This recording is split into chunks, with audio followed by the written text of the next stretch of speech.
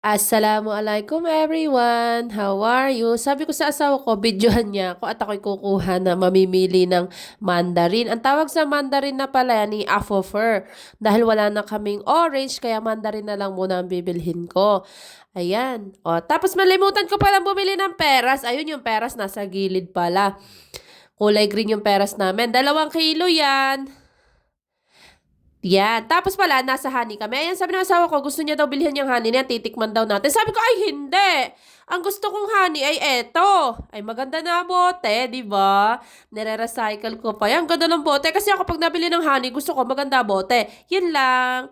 Tapos sabi ko sa honey ko, bilihan na natin yung bote ng honey. Di ba? Inaawitan ko. Kasi nga maganda. Tapos sabi ko sa kanya, "Masarap ba 'to sa ano, yung croissant, masarap ba 'to sa chocolate?" Sabi niya daw, "Oo." Yun lang, assalamualaikum, Diyos ko kairan, follow me, bye.